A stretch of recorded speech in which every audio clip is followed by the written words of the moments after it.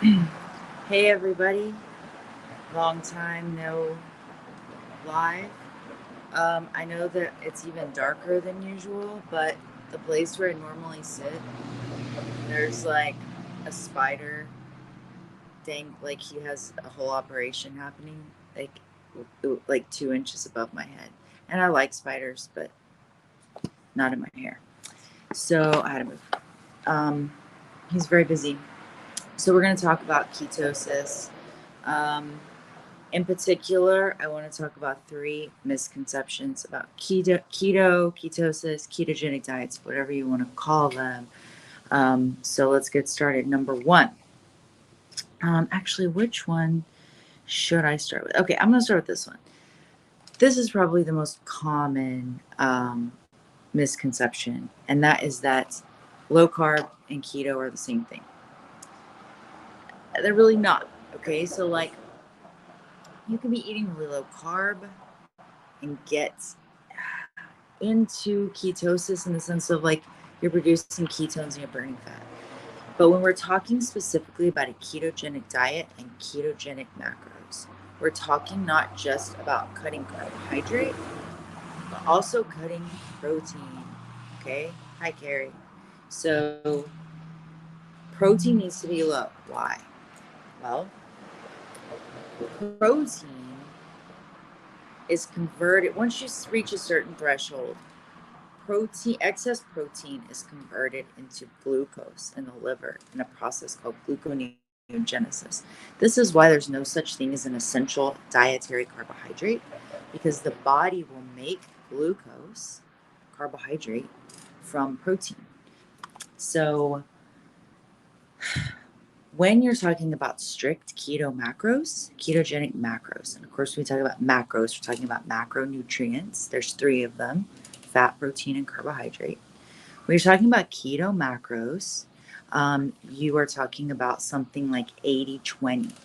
80% of your calories from fat and 20% or less of your calories from protein, and the carbohydrate should be trace, like very minimal. So when I'm eating ketogenic macros, strict, legit ketogenic macros, which I am right now, I'm eating about 85-15.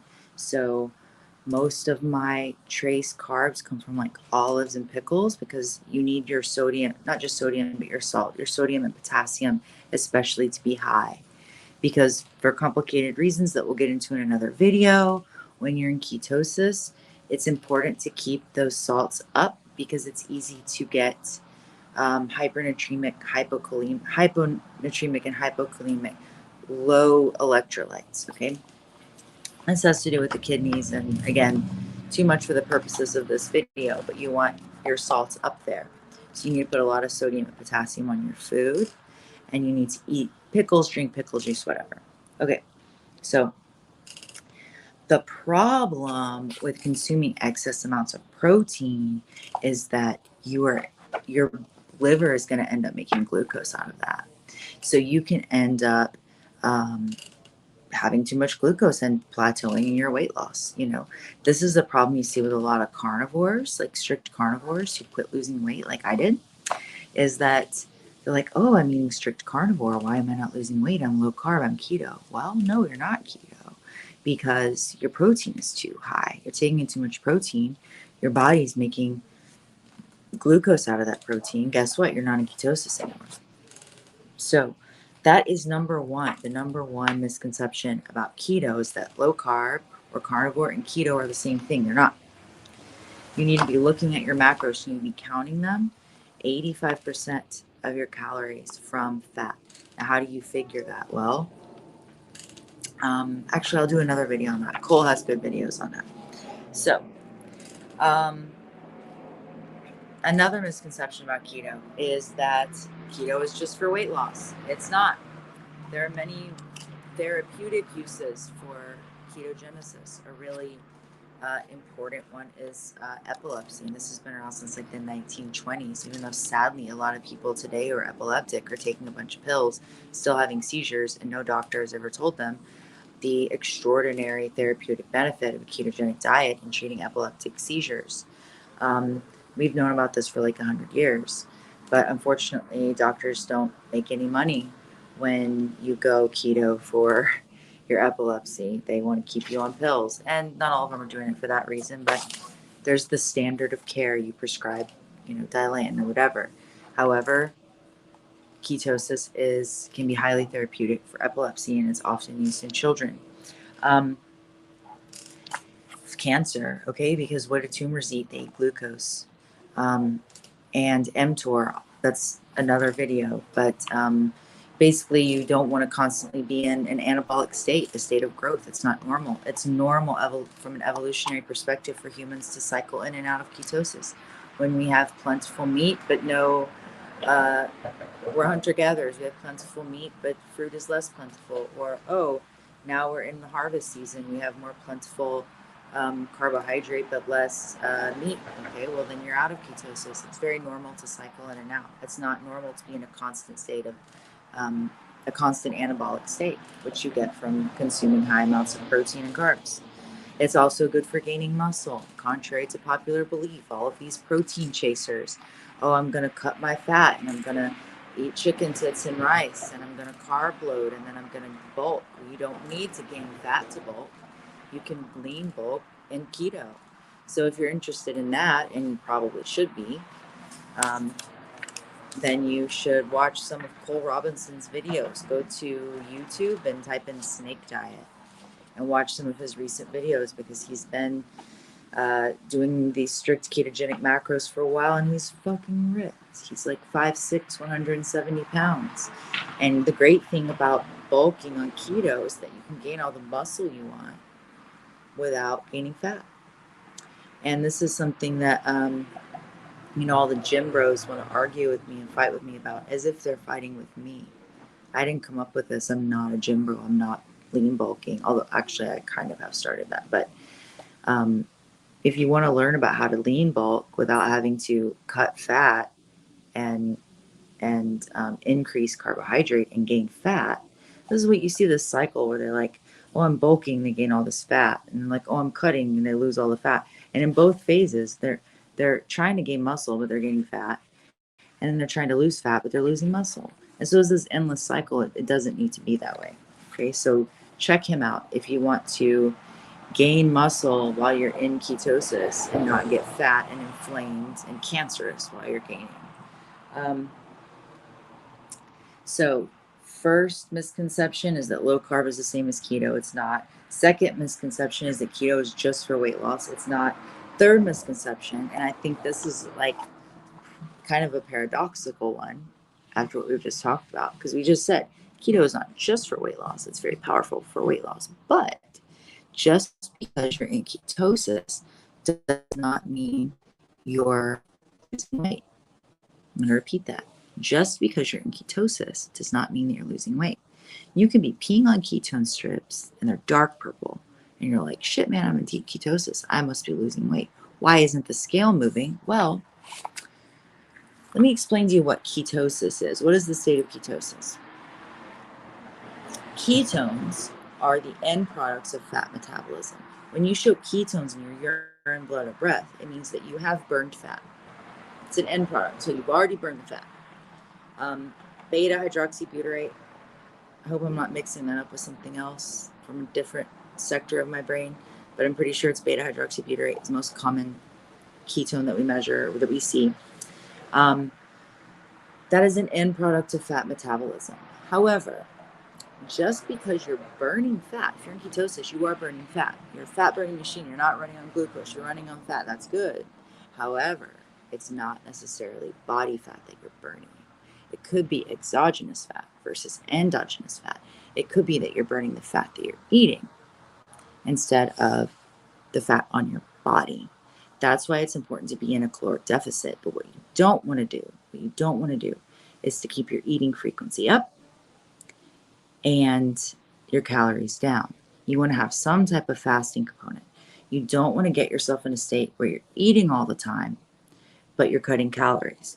You want to pay attention to eating frequency, because even a little bit of carbohydrate or protein will increase your insulin a little bit. Okay. If you're in a state of insulin, if you have insulin present, you're going to inhibit fat lipolysis.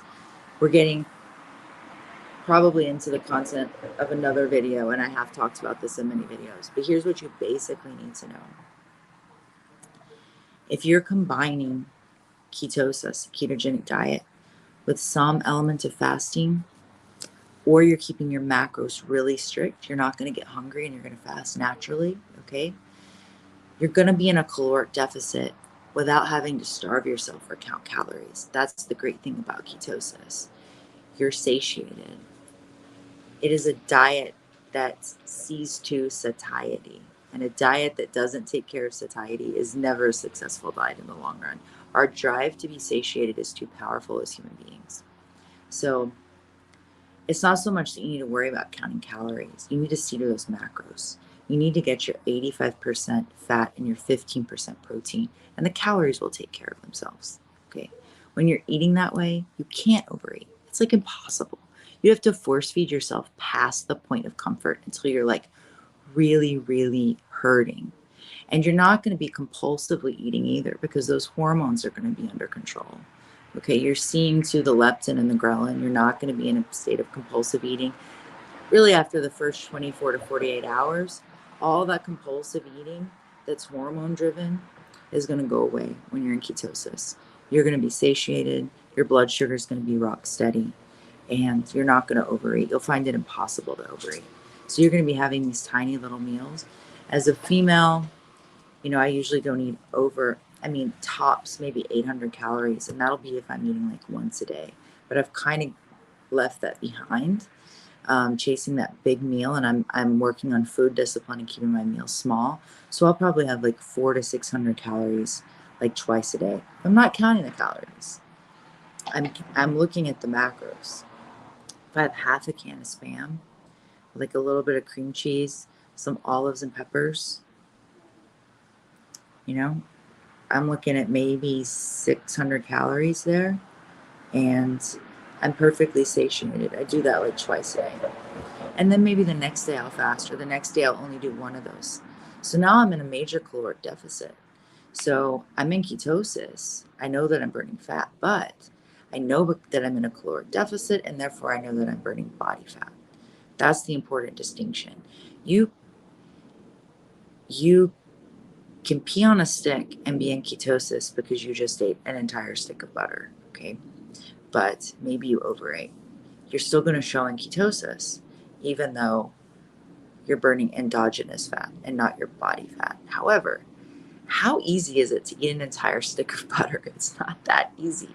Okay, so I just want to make that clear. Being in ketosis doesn't automatically mean that you're burning body fat and losing weight. It just means that you're burning fat. It could be fat from your food. The cool thing about ketosis is it's really hard to stay on strict keto macros and not be in a caloric deficit. Don't worry about counting calories right now, especially if you're just starting out. Hit your macros. Hit your macros. Learn how to count your macros, and you will be fine.